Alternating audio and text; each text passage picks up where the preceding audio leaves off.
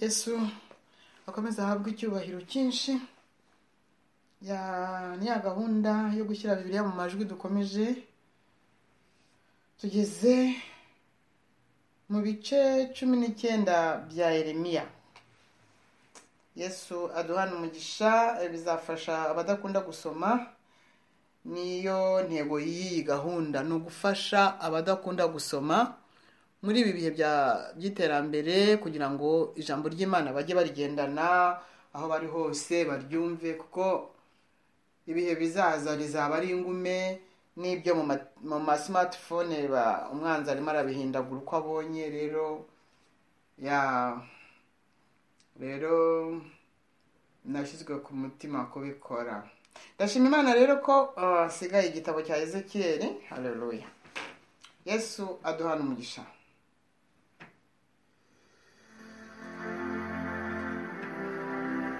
Hasigaye ibi bice bisigaye bya Yeremiya na Ezekiyeli, hanyuma Bibiliya ikaba irangiye.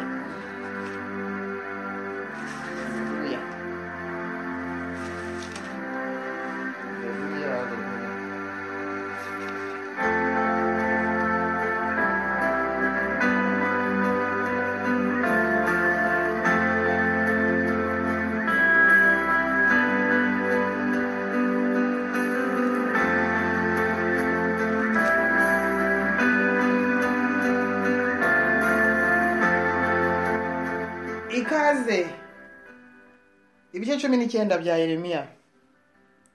Ikimenyetso cy'ikibumbano kijanjaguritse.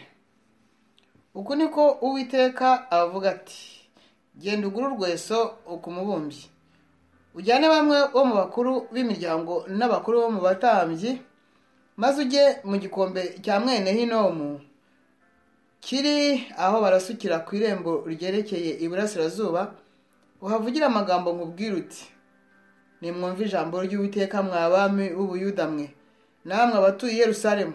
Uko niko Uwiteka Nyiringabo Imana ya Isirayeli ivuga iti: dore ngiye guteza ahantu ibyago, ibyo uzabyumva wese bizamuziba amatwi, kuko banyimuye kandi aha bakaba bahahinduye ukundi, bakahosereza izindi mana imibavu, izo batazi na ba sekuruza n'abami b'Ubuyuda. Kandi aha hantu bawujuje amaraso y'abatariho urubanza, bubakiye Bali ingoro kugira ngo batwike abahungu bawo kw'ibitambo byoswa bya Bali. Ibyo ntategetse cyangwa ngo mbivuge, haba no kubitekereza.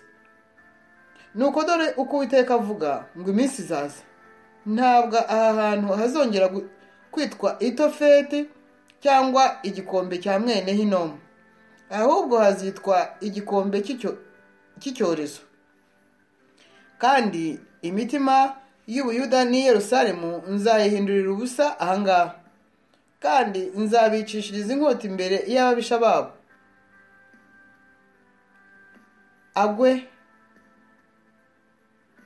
mu maboko y'abahiga ubugingo bwabo.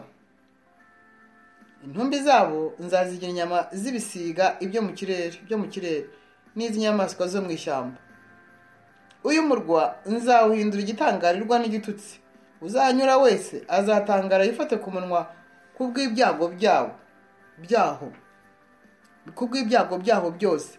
Nzatuma barya inyama z'abahungu babo n'inyama z'abakobwa babo, ndetse nibamara gushoberwa kubw'ababisha babo babateye n'abahiga ubugingo bwabo, umuntu wese azarya mugenzi we. Maze urwo rweso uzarumenera imbere y'abagabo mujyanye, ubabwira uti: uku niko Uwiteka Nyiringabo avuze ngo uku niko nzavunagura ubu bwoko n'uyu murwa, nkumena ikibumbano cy'umubumbyi kidashoboka kongera kubumbika. Kandi bazahamba Itofeti kugeza ubwo hadasigara aho guhambwa. Uwiteka aravuga ngo niko nzagenzereza aha hantu n'abahatuye, kandi uyu murwa nzawuhindura mw'Itofeti. Kandi amazu y'Yerusalemu n'amazu y'abami b'Ubuyuda yandujwe azamera nk'ahantu h'Itofeti, ya mazu yose botezagamo imibavu bayosereza ingabo zo mu ijuru zose, bagasukira izindi mana amaturo anyobwa.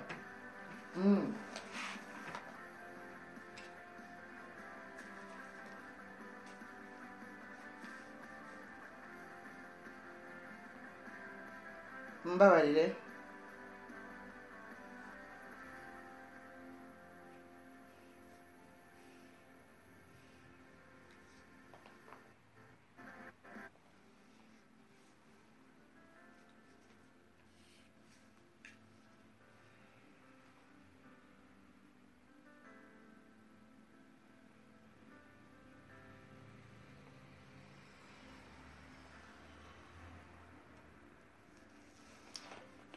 Umurongo wa 14. Nuko Yeremiya aherako ava i Tofeti, aho Uwiteka yari yamutumye kuhanurira, ahagarara mu rugo rw'inzu y'Uwiteka, abwira abantu bose ati, uku ni ko Uwiteka Nyiringabo Imana ya Isirayeli bivuze ngo, dore ngiye guteza uyu murwa n'imidugudu yawo yose ibyago byose nawuvuzeho, kuko bashinze amajosi kugira ngo batumva amagambo yanjye.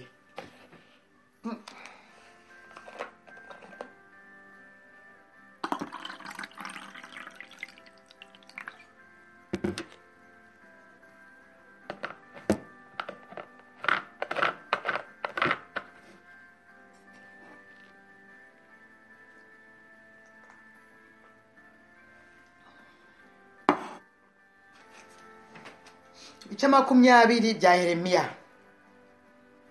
Pashuri umutambyi ashyira Yeremiya mu mbago.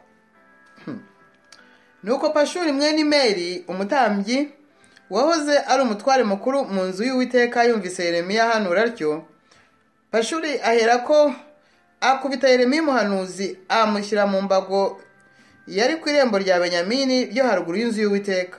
Bukeye bwaho Pashuri azana Yeremiya yamuvanye mu mbago, maze Yeremiya aramubwira ati, Uwiteka ntiyakwise Pashuri, ahubwo yakwise Magorimisabibu, bisobanurwa ngo ibiteye ubwoba bikubye. Nuko Uwiteka avuga atya ati, dore ngiye gutuma uba witeye ubwoba hamwe n'inshuti zawe zose, nabo bazagushwa n'inkota z'ababisha babo, kandi amaso yawe azaba bireba. I Buyuda hose nzahagabiza umwami w'i Babuloni, nawe azabajyana i Babuloni ari imbohe, ahabicishiriza inkota, kandi ubutunzi bwose bw'uyu murwa n'inyungu yaho yose n'ibintu byaho byose by'igiciro cyinshi, ndetse n'ubutunzi bwose bw'abami b'u Buyuda nzabishyira mu maboko y'ababisha babo, niko bazabasahura babafate mpiri, maze babajyane i Babuloni. Kandi nawe Pashuri n'ab'inzu yawe bose muzagenda muri imbohe. Uzajya i Babuloni, kandi niho uzagwa, niho uzahambwa, wowe n'inshuti zawe zose izo wajyaga uhanurira ibinyoma. Ayi Uwiteka, waranshutse nemera gushukwa, undusha amaboko, nicyo gituma unsinda. Mpindutse urw'amenyo umunsi wose, umuntu wese aranseka.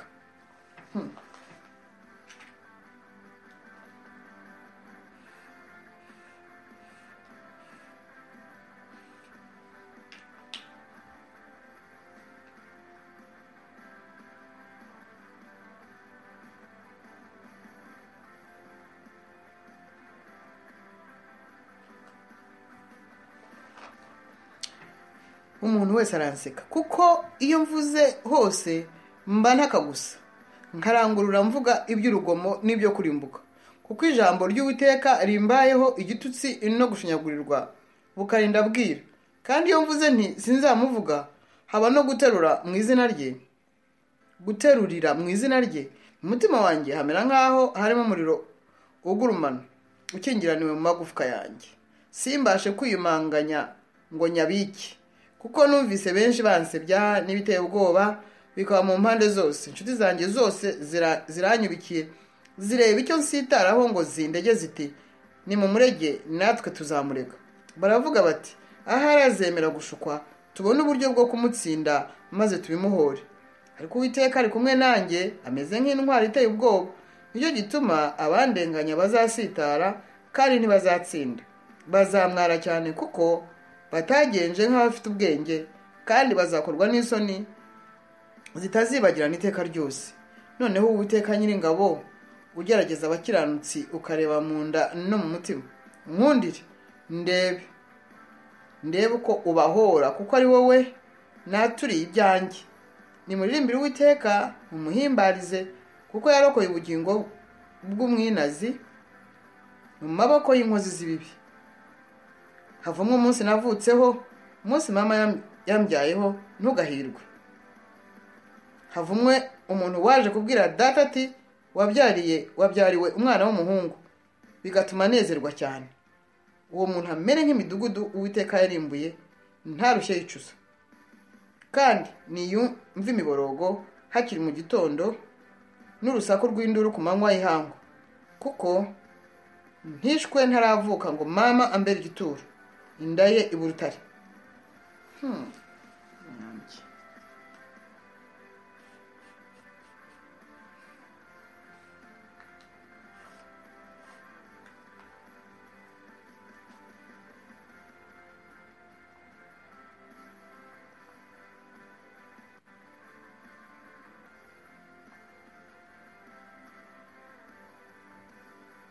Umurongo wa 18, ni iki cyatumye mvukira kureba umubabaro n'umuruho, ngo iminsi yanjye imarwa no gukorwa n'isoni. Ibice 21 bya Yeremiya. Umwami ahanuza Yeremiya Nebukadinezari yahateye. Ijambo ryaje kuri Yeremiya rivuye ku Uwiteka igihe umwami Sedekiya amutumyeho Pashuri mwene Malikiya na Zefaniya mwene Maseya w'umutambyi ati, ndagusaba ngo utubarize Uwiteka, kuko Nebukadinezari umwami wa Babuloni aje kuturwanya. Ahari Uwiteka azatugenzereza nk'uko imirimo ye yose itangaje ingana, kugira ngo uwo mwami asubireyo ye kudutera.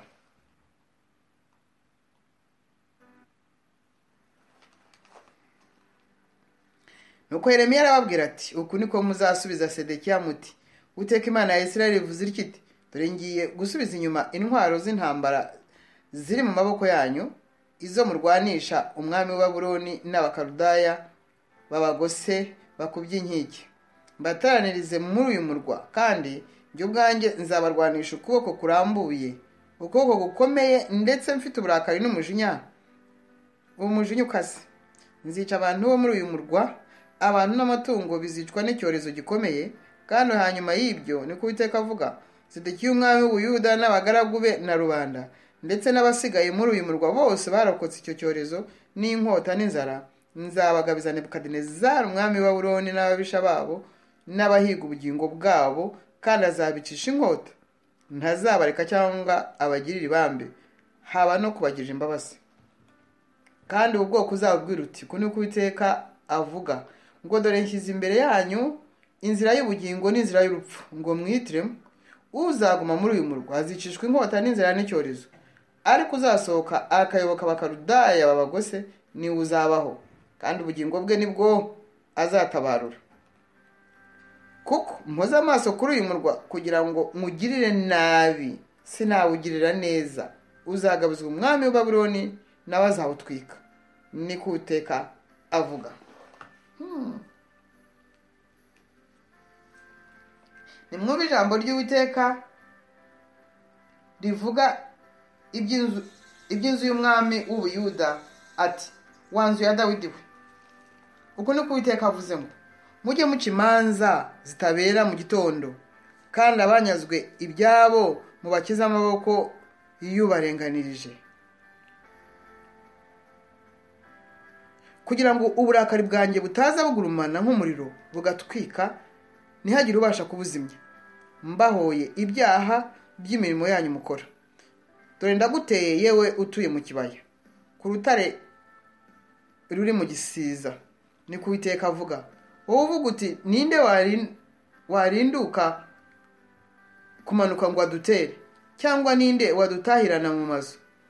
Nzabahanira ibihwanye n'imbuto z'imirimo yanyu, kandi nzakongeza umuriro mu ishyamba ryaho, uzakongora ibihakikije byose, niko Uwiteka avuga.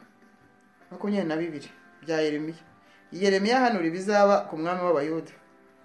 uko niko Uwiteka yavuze ati manuka ujye mu nzu y'umwami w'Ubuyuda uhavugirire ijambo.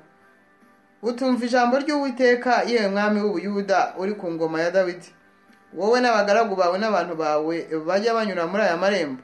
Uku niko Uwiteka avuga ati mujye muca imanza zitabera kandi zikiranuka, abanyazwe ibyabo mubakize ukuboko kurenganya, kandi ntimukagire ikibi cyangwa urugomo mugirire umushyitsi cyangwa imfubyi cyangwa umupfakazi. Hano ntimukavushirize amaraso atariho urubanza, kuko nimugenza neza mutyo, abami bazaba bari ku ngoma ya Dawidi bazaca mu marembo y'uru rugo bagendera ku magare y'intambara no ku mafarashi, umwami n'abagaragu be n'abantu be. Ariko nimutumvira aya magambo, ndirahiye iyi nzu izahinduka umusaka, niko Uwiteka avuga. Kuko uko ariko Uwiteka avuga iby'inzu y'umwami w'Ubuyuda ati umbereye nk'Igaleyadi n'impinga z'i Lebanoni. Ni ukuri nzaguhindura ubutayu n'imidugudu idatuwemo, nzarenganiza abarimbuzi bo kugutera, umuntu wese yitwaje intwaro ze, kandi bazatema imyerezi yawe yateretswe bayijugunye mu muriro. Amahanga menshi azanyura kuri uyu murwa, maze umuntu wese abaze mugenzi we ati niki cyatumye Uwiteka agenza atya? Uyu murwa wari ukomeye.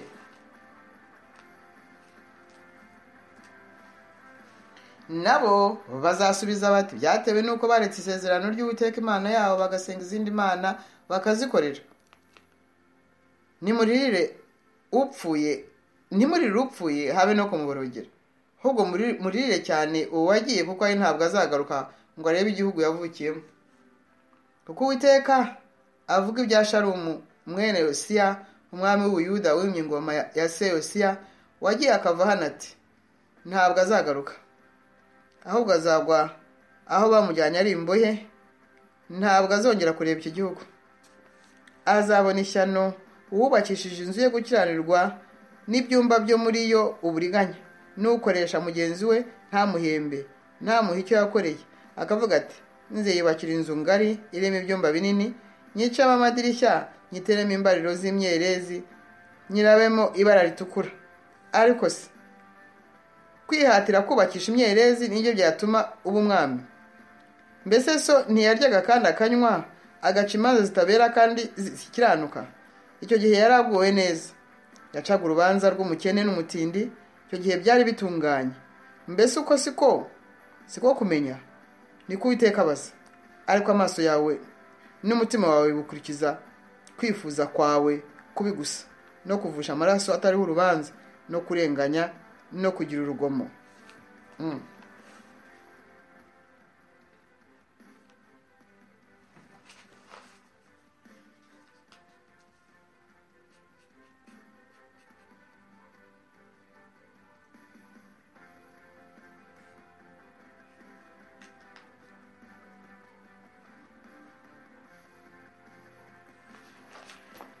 Nicyo gituma Uwiteka avuga ibya Yehowakimu mwene Yosiya umwami w'Ubuyuda atya ati ntibazamuririra ngo bavuge bati ye baba we mwene data, cyangwa bati ye baba we mushiki wanjye.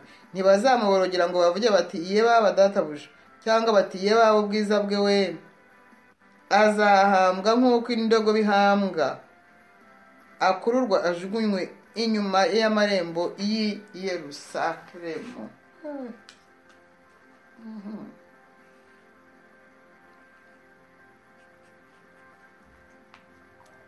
Zamuka ujye Lebanoni, utere hejuru urangurure ijwi ryawe i Bashani, kandi utere hejuru uri muri Abarimu, kuko abakunzi bawe bose barimbuwe. Navuganye nawe igihe wari uguwe neza, ariko waravuze uti sinshaka kumva.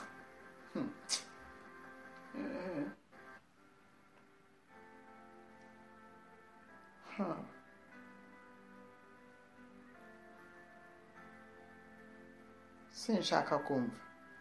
Uko niko wangenje uhereye mu buto bwawe, kugira ngo utumvire ijwi ryanjye. Umuyaga uzagaburirwa abungeri bawe bose, kandi abakunzi bawe bazajyanwa ari imbohe.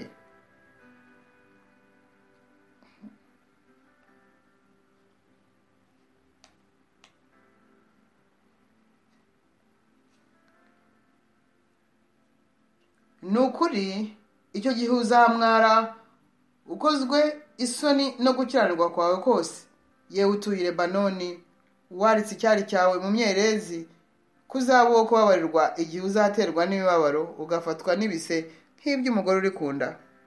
Ndirahiye ni ko Uwiteka avuga, nubwo Koniya mwene Yehoyakimu umwami w'Ubuyuda yaba ari impeta ku rutoki rw'ukuboko kwanjye kw'iburyo, nagushikuzaho maze nkakugabiza abahiga ubugingo bwawe nabutinya, ndetse na Nebukadinezari umwami wa Babuloni n'Abakaludaya, kandi wowe na nyoko wakubyaye nzabohereza mu kindi gihugu mutavukiyemo, niho muzagwa.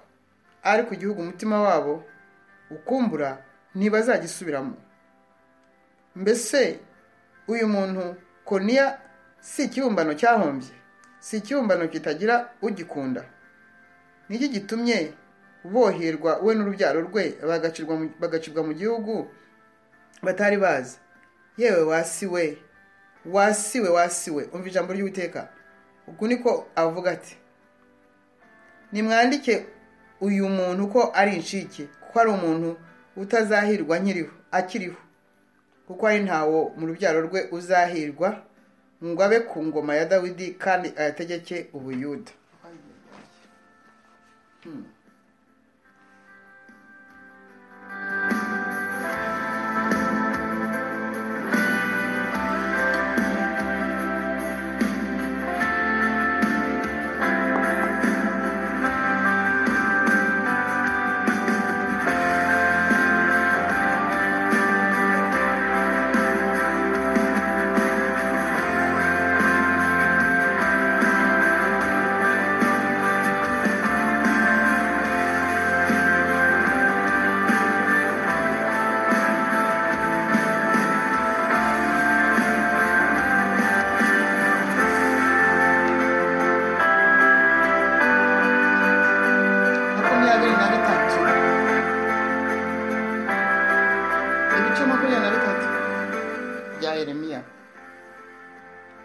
Yeremiya ahanura iby'uwitwa Shami.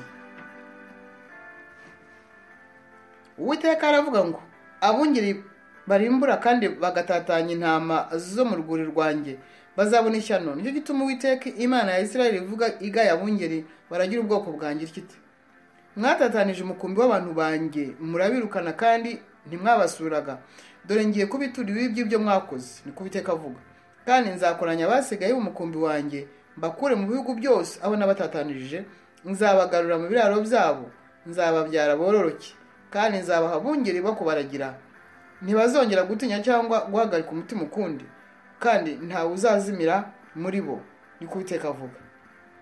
Dore iminsi izaza ubwo nzumburira Dawidi ishami rikiranuka, azimaho umwami kandi akora n'ubwenge, azasohoza imanza zitabera no gukiranuka mu gihugu, niko Uwiteka avuga.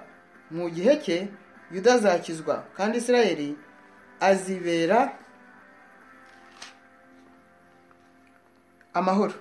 Iri ni ryo zina rya Shami, rizitwa Uwiteka gukiranuka kwacu.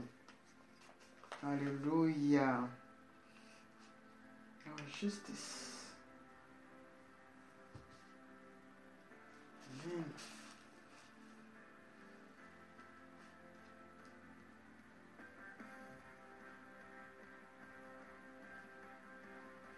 Uwiteka aravuga ati, dore iminsi izaza ntibazasubira kurahira bati, ndahiye Uwiteka uhoraho wavanye Abisirayeli mu gihugu cya Egiputa, ahubwo bati, ndahiye Uwiteka uhoraho wazamuye urubyaro rw'inzu ya Isirayeli akaruzana ruvanye mu gihugu cy'ikasikazi no mu bihugu byose aho nari narabatatandije, nabo bazatura mu gihugu cyabo bwite. Ibyo abahanuzi umutima wanjye umenekeyemo, amagufwa yanjye yose arajegera meze nk'usinda, nk'umutima wishwe na vino, mbitewe n'Uwiteka n'amagambo ye yera. Ubwo igihugu cyuzuye abasambanyi, umuvumo uhateye ku borogo, urwuri rwo mu butayu rurumye. Imigenzereze yabo ni mibi, kandi imbaraga zabo si izo gukiranuka, kuko umuhanuzi n'umutambyi banduye. Ni ukuri mu nzu yanjye nabonyemo ibyo bakiranirwaho, niko Uwiteka avuga. Cyo gituma inzira yabo izababera nk'ubunyereri mu mwijima, bazayisunikirwamo bagwe, kuko nzabateza ibyago mu mwaka bazagendererwamo, niko Uwiteka avuga. Nabonye ubupfapfa ku bahanuzi b'i Samariya, uko bahanuriraga mu izina rya Bali bakayobya ubwoko bwanjye Isirayeli. No ku bahanuzi b'i Yerusalemu nababonyeho ibibi bishishana. Barasambana, bagendera mu binyoma, kandi bakomeza amaboko y'inkozi z'ibibi, kugira ngo hatagira uva mu byaha bye. Bose bambereye nk'i Sodomu n'abahatuye nk'i Gomora. Nicyo gituma Uwiteka Nyiringabo avuga iby'abahanuzi atya ati: dore ngiye kubagaburira uburozi bwitwa pusinto, mbanyweshe amazi akarishye, kuko abahanuzi b'i Yerusalemu ari bo baturutsweho kutubaha Imana, bigakwira igihugu cyose. Yes.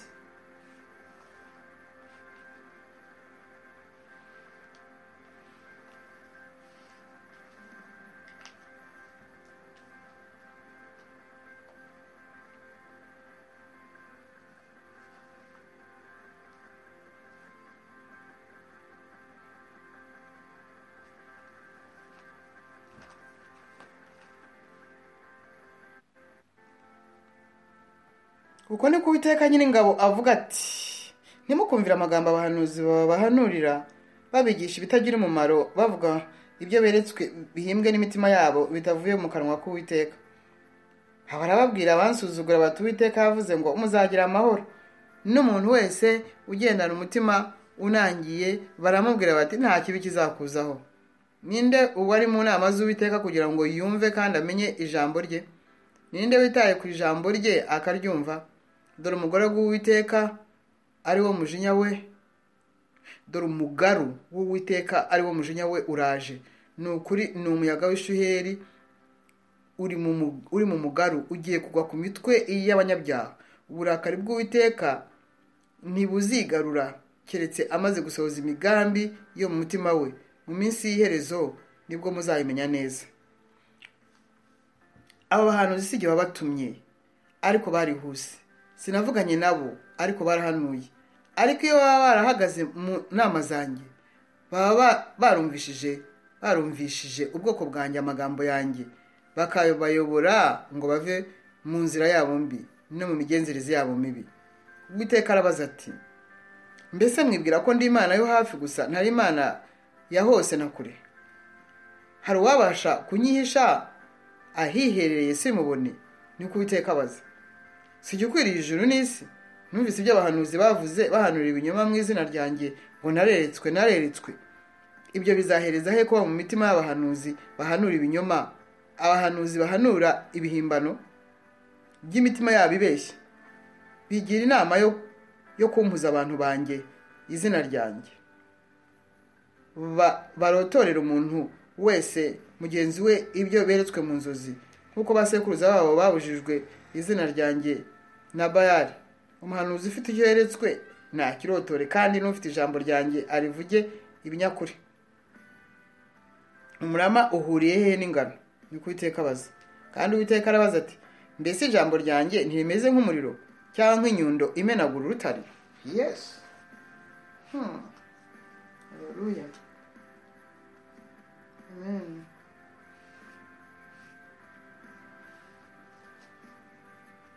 Thank you, Jesus. Hallelujah.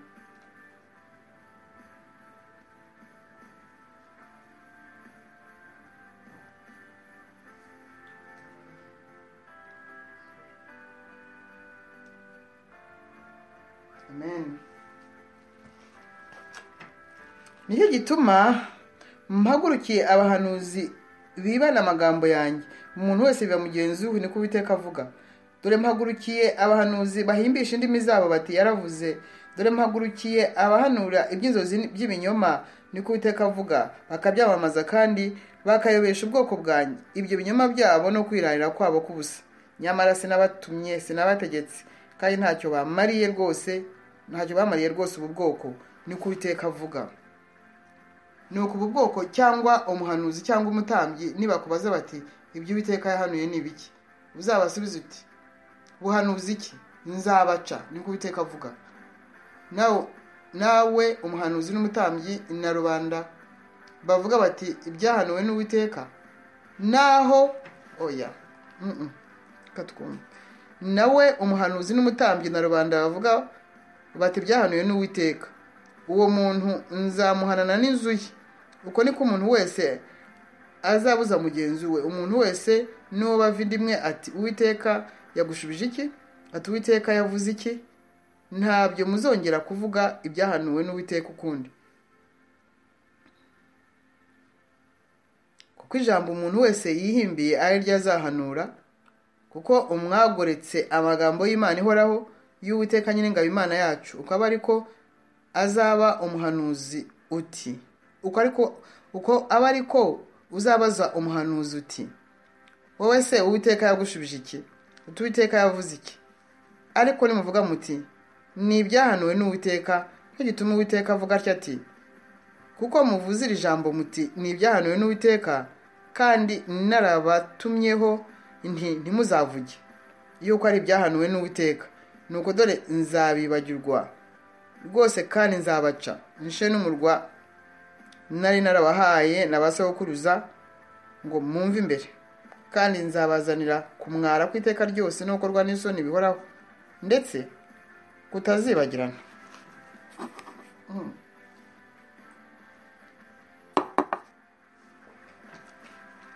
Ibice 25 Abayuda bazamara imyaka 70 mu Bakaludaya, ya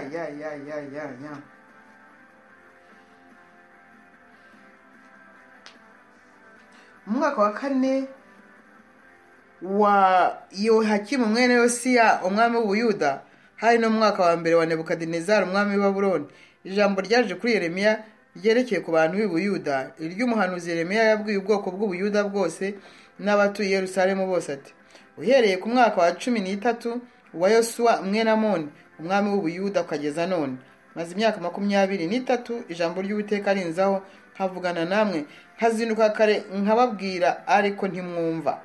Uwiteka yabantumyeho, yabatumyeho abagaragu be bose b'abahanuzi, akazinduka kare akabatuma ariko ntimwumviye, habe no gutega amatwi ngo mwumve. Ati nimuhindukire ubu, umuntu wese ave mu nzira ye mbi no mu bibi by'imirimo yanyu, mube mu gihugu Uwiteka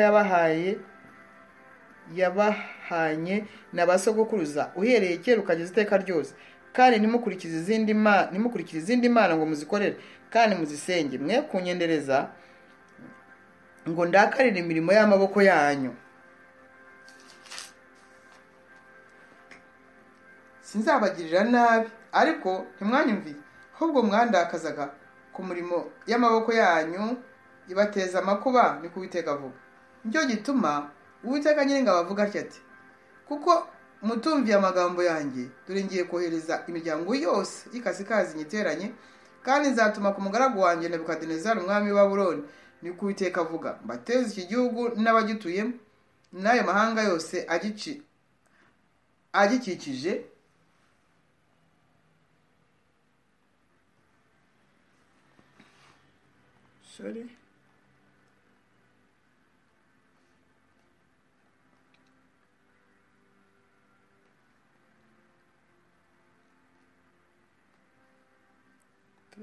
reka nongere mpere ku murongo wa 8. Nicyo gituma Uwiteka Nyiringabo avuga atya ati, kuko mutumviye amagambo yanjye, dore ngiye kohereza imiryango yose y'ikasikazi nyiteranye, kandi nzatuma ku mugaragu wanjye Nebukadinezari umwami wa Babuloni, ni Uwiteka avuga, mbateze iki gihugu n'abagituyemo n'aya mahanga yose agikikijeho, nzabatsemba rwose, mbagire igitangarirwa n'igitutsi n'imisaka y'iteka, maze kandi nzabakuramo ijwi ryo kwishima n'ijwi ry'umunezero, ijwi ry'umukwe n'ijwi ry'umugeni, ijwi ry'urusyo n'umucyo w'urumuri. Iki gihugu cyose kizaba umwirare n'igitangarirwa, kandi ayo mahanga azakorera umwami wa Babuloni imyaka 70. ya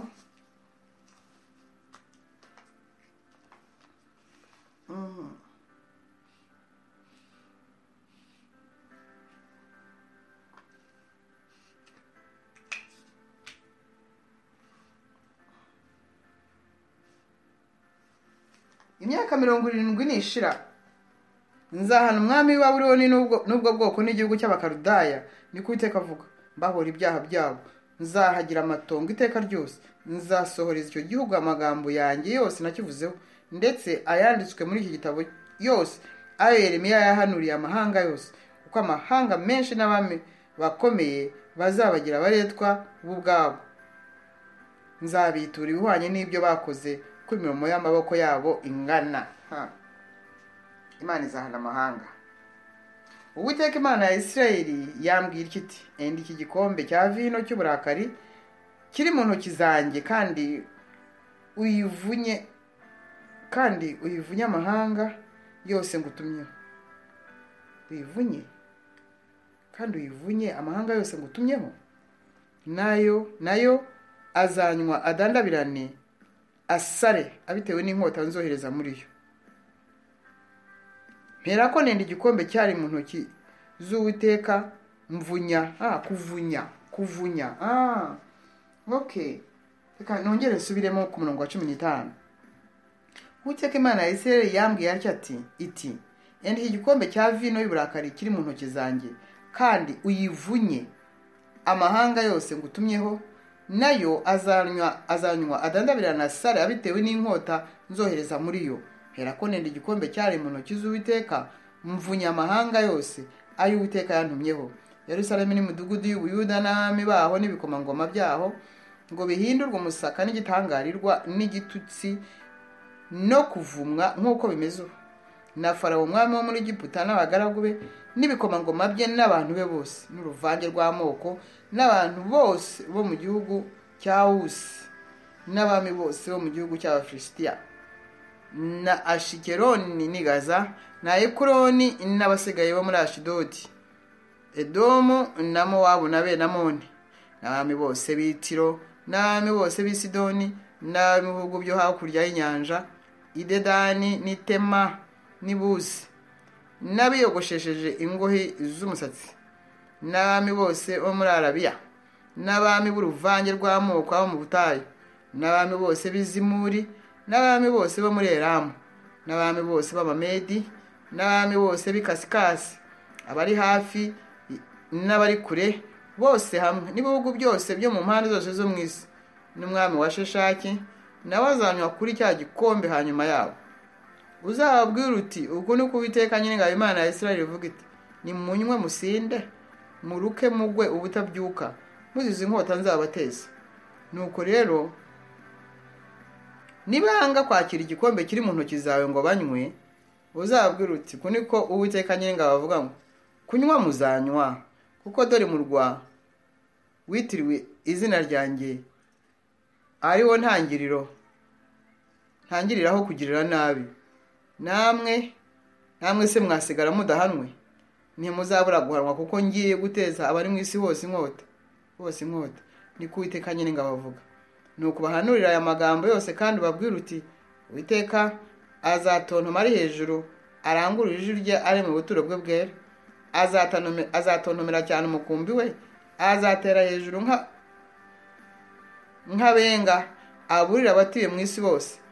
Urusaku ruzagera no ku mpera y'isi, kuko Uwiteka afitanye urubanza n'amahanga, azaburanya umuntu wese, nabo abanyabyaha azabagabiza inkota, niko Uwiteka avuga. Uku niko Uwiteka Nyiringabo avuga ati, dore ibyago bizava mu ishyanga rimwe bitera irindi, kandi inkubi ikomeye izaturuka ku mpera z'isi.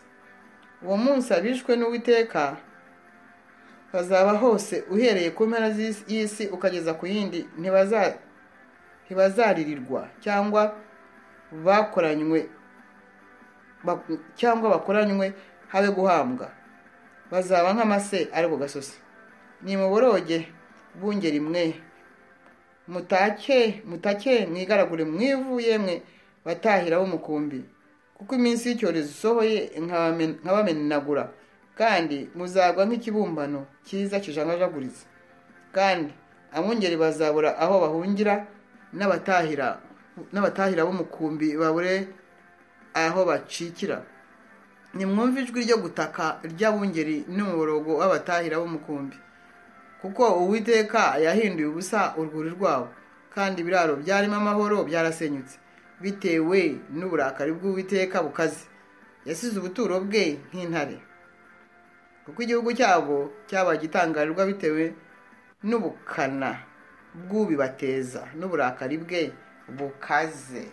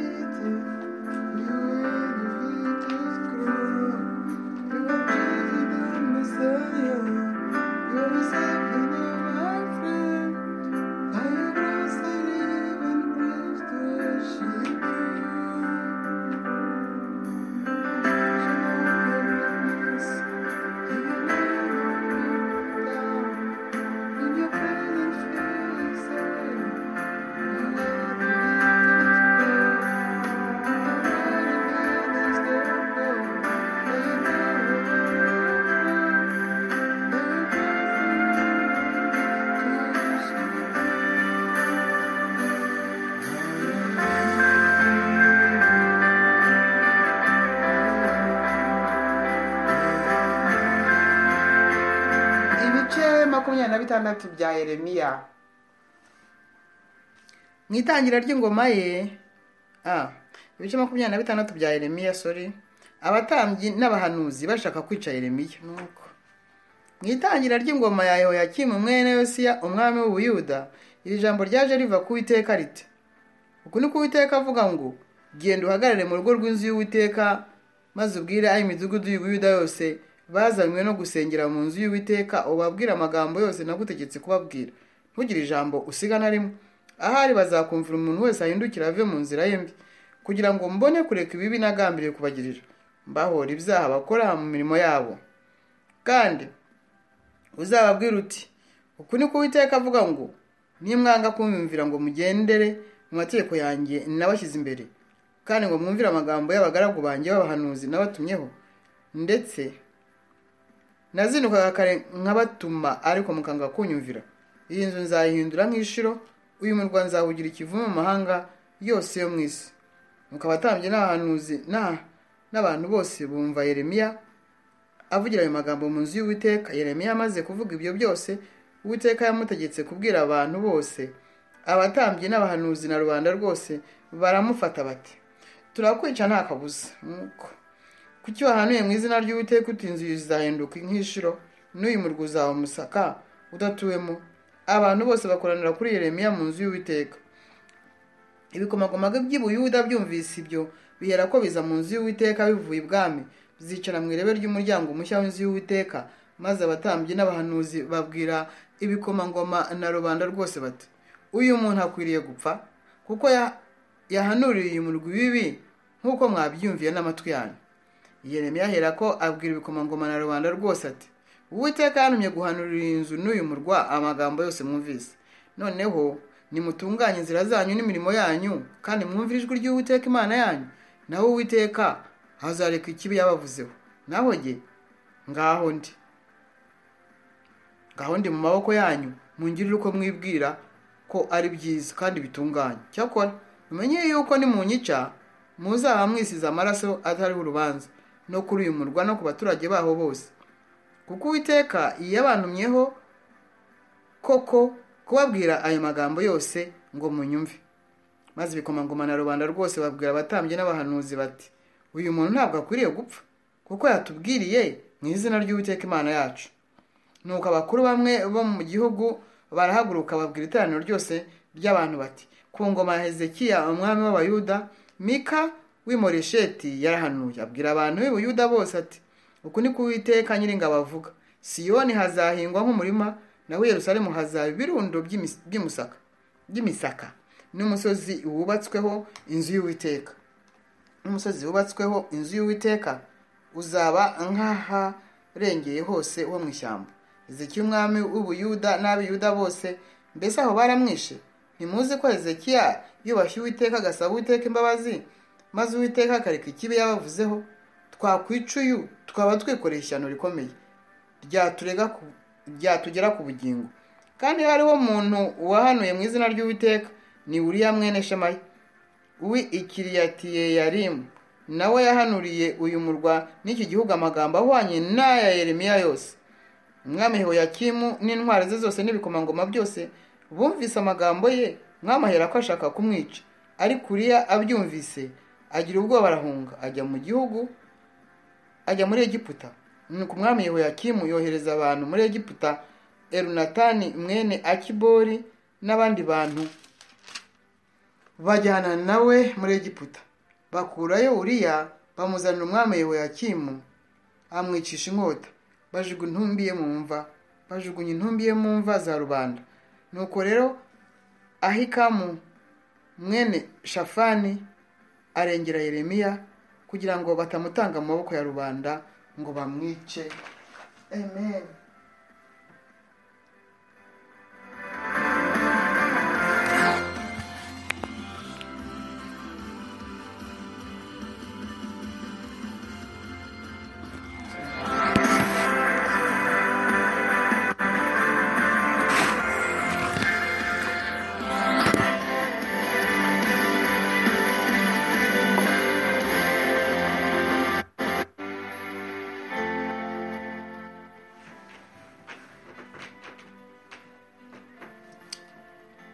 Ibice 27 bya Yeremiya.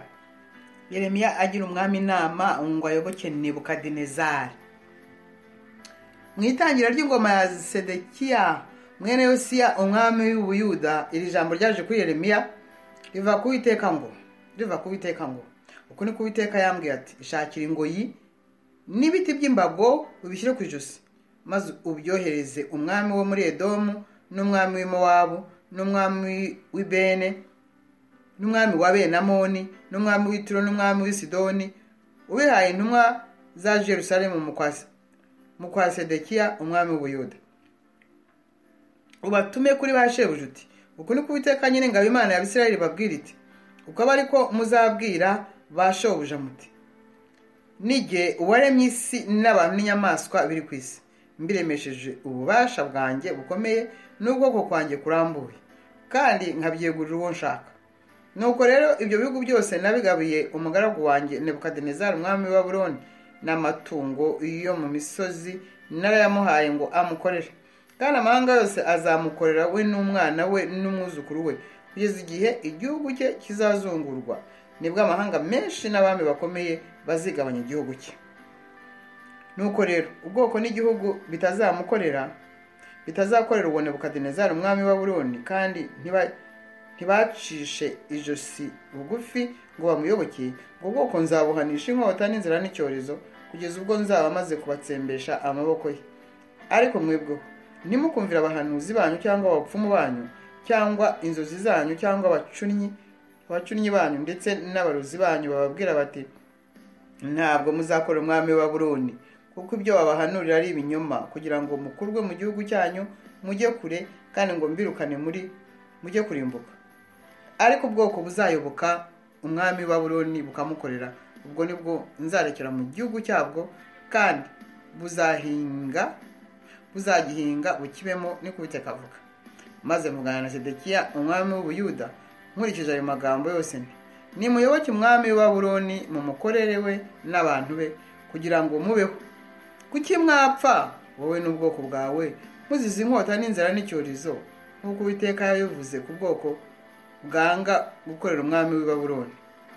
Kandi ntimukumvire amagambo y'abahanuzi bababwira ngo ntabwo muzakorera umwami w'i Babuloni, kuko ibyo babahanurira ari ibinyoma, kandi ntabatumye, ahubwo bahanura ibinyoma mu izina ryanjye, kugira ngo mbirukane ngo mupfe mwe n'abahanuzi bahanurira, ni ku Uwiteka avuga.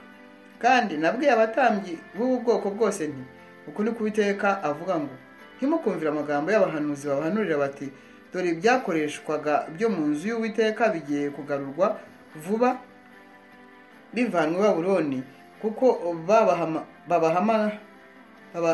babahanurira ibinyoma. Ntimukabumvire, ntimukorere umwami w'i Babuloni kandi muzabaho. Kuki uyu murwa wahinduka umusaka?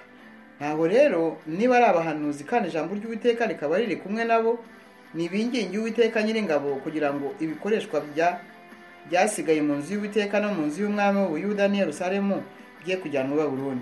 Uku ni ko Uwiteka Nyiringabo avuga ku nkingi no ku gikarabiro kidendeje no ku bitereko no ku bikoreshwa byasigaye muri uyu murwa, ibyo Nebukadinezari umwami wa Babuloni atajyanye igihe yajyanaga Yekoniya mwene Yehoyakimu umwami w'Ubuyuda amukuye i Yerusalemu akamujyana i Babuloni ari imbohe hamwe n'imfura zose z'i Buyuda n'i Yerusalemu. Ni ukuri uku ni ko Uwiteka Nyiringabo Imana ya Isirayeli ivuga. Ku bikoreshwa byasigaye mu nzu y'Uwiteka no mu nzu y'umwami w'Ubuyuda n'i Yerusalemu iti bizajyanwa i Babuloni, kandi niho bizaguma kugeza umunsi nzajya kugenda nkabigarura nkabisubiza ahabyo, niko Uwiteka avuga.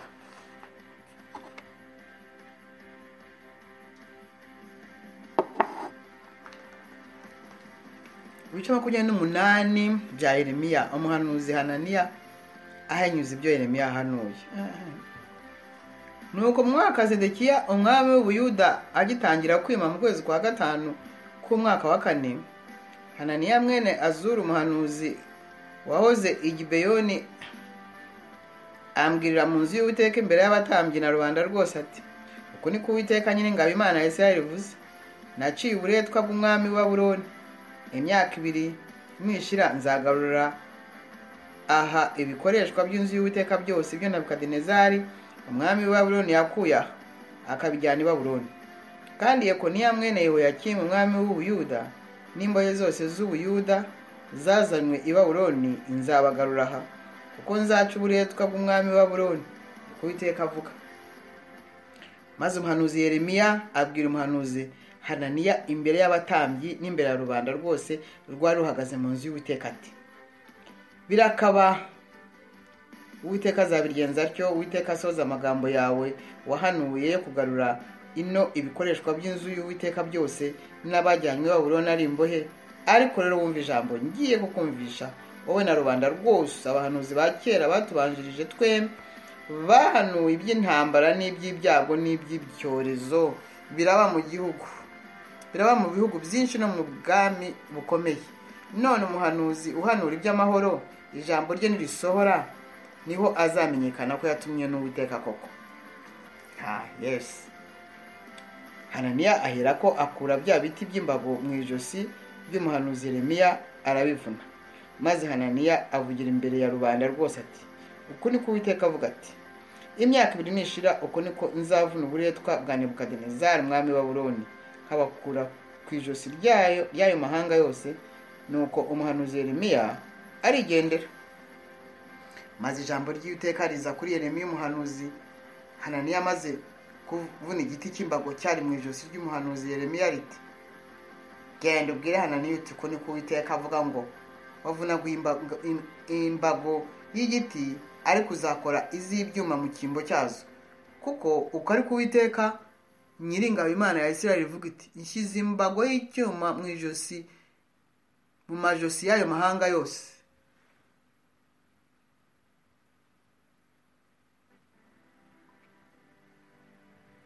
Kugira ngo akorere Nebukadinezari umwami wa Babuloni, azamukorera kandi muhaye n'inyamaswa zo mu ishyamba. Maze umuhanuzi Yeremiya abwira umuhanuzi Hananiya ati, noneho umva Hananiya, Uwiteka ntabwo yagutumye, ariko wateye ubu bwoko kwiringira ibinyoma. Igituma Uwiteka avuga atya ati, dore ngiye kuguca mu gihugu, muri uyu mwaka uzawupfamo, kuko uwagomeshereje Uwiteka. Nuko muri uwo mwaka mu kwezi kwa 7 Hananiya arapfa.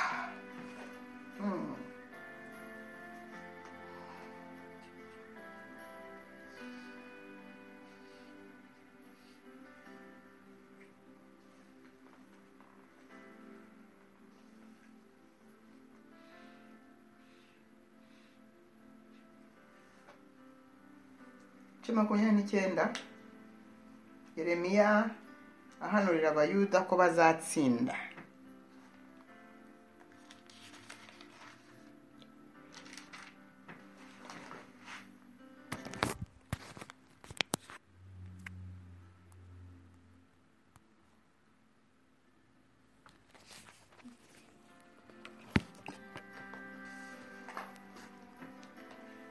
aya ni amagambo yo mu rwandiko umuhanuzi Yeremiya yanditse ari Yerusalemu, arwohereza abasigaye bo mu bakuru bajyanywe ari imbohe, no ku batambyi no ku bahanuzi no kuri rubanda rwose abo Nebukadinezari yakuye i Yerusalemu akabajyana i Babuloni ari imbohe. Icyo gihe umwami Yekoniya n'umugabekazi n'inkone n'ibikomangoma by'i Buyuda n'i Yerusalemu n'abanyabukorikori n'abacuzi bari bavuye i Yerusalemu.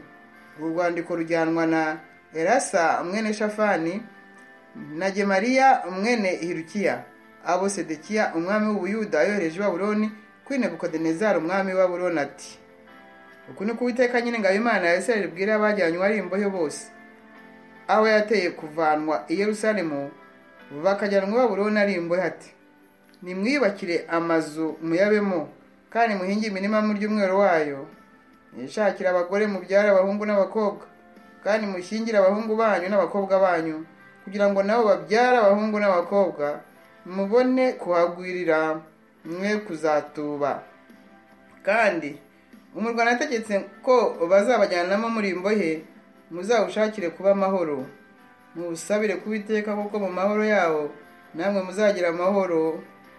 Uko ni ko Uwiteka Nyiringabo Imana ya Isirayeli ivuga iti: ntimukemere ko abahanuzi bo muri mwe babahanurira n'abapfumu banyu bakabayobya, kandi ntimukite ku nzozi mujya murota, kuko babahanurira ibinyoma mu izina ryanjye. Sinabatumye ni ko Uwiteka avuga. Ahubwo Uwiteka aravuga ati: imyaka 70 yahanuriwe i Babuloni nishira, nzabagenderera mbasohoze ijambo ryanjye ryiza rituma mugaruka ino.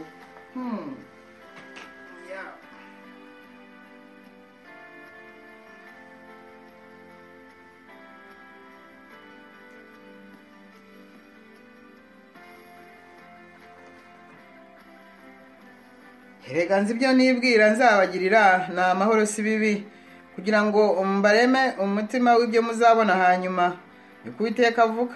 Kandi muzanyambaza, muzagenda munsenga, nanjye nzabumvira. Muzanshaka mumbone, nimunshakana umutima wanyu wose, nzabonwa namwe, ni ko Uwiteka avuga.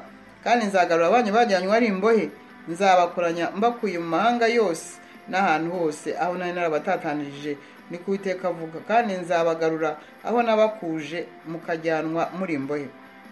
Kuko mwavuze ngo Uwiteka yatubyukirije abahanuzi i Babuloni, uko ni ko Uwiteka avuga iby'umwami wimye ingoma ya Dawidi, n'ibyo abantu bose batuye muri uyu murwa bene wanyu batajyanywe hamwe namwe muri imbohe.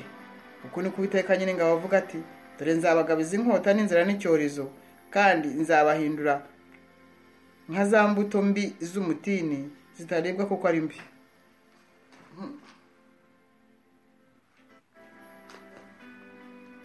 Kandi nzabahigisha inkota n'inzara n'icyorezo, nzabatanga kugira ngo babateragane mu bihugu byose byo mu isi, babe ibivume n'ibitangarirwa n'ibyinyozwa n'ibiteye isoni mu mahanga yose nzaba mbatatanjijemo, kuko batumviye amagambo yanjye, ni ko Uwiteka avuga.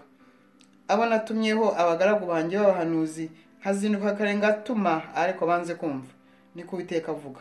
Nuko nimwumva ijambo ry'Uwiteka, mwebwe abanyazwe ku muheto mwese, abo nirukanishije i Yerusalemu mukajya i Babuloni.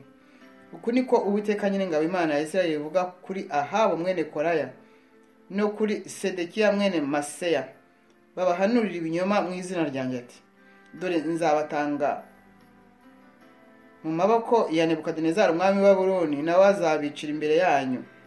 Kandi imbohe zose z'Ubuyuda ziri i Babuloni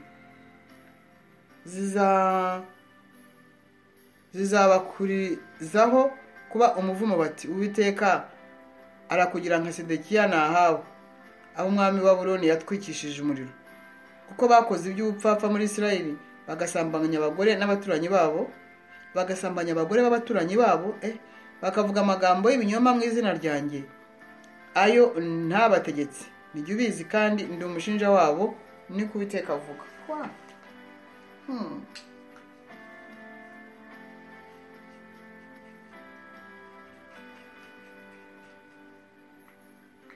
Kandi ibya Shemaya w'Inehelami uzavuga uti: uku niko Uwiteka Nyiringabo Imana ya Isirayeli ivuga ngo kuko wanditse inzandiko ubyihangiye ukazohereza abantu bari Yerusalemu bose na Zefaniya mwene Maseya umutambyi n'abatambyi bose uti Uwiteka yangize umutambyi mu kigwi cya Yehoyada umutambyi kugira ngo haba abatware mu nzu y'Uwiteka ngo umuntu wese ngo usaze akigira umuhanuzi mushyire mu mbago y'inzu y'imbohe. None se niki gitumye udahana Yeremiya wo muri Anatoti wigira umuhanuzi wanyu? Kuko yadutumyeho i Babuloni ati uburetwa buzamara igihe kirekire, nimwiyubakira amazu muyabemo muhinge imirima mu ry'umwero wayo. Nuko Zefaniya w'umutambyi asamirwa rwandiko imbere y'umuhanuzi Yeremiya, maze ijambo ry'Uwiteka riza kuri Yeremiya riti utume ku mbohe zose uti uku ni ko Uwiteka avuga ibya Shemaya w'Ineherami ngo kuko Shemaya yabahanuriye kandi ntamutumye agatuma mwemera ibinyoma, cyo gituma Uwiteka avuga ati dore nzahana Shemaya w'Ineherami n'urubyaro rwe, ntazagira uwo mu rubyaro rwe uzaba muri ubu bwoko ngo ageze igihe cyo kubona ibyiza nzagirira ubwoko bwanjye, kuko yagomeshereje Uwiteka, niko Uwiteka avuga. Haleluya.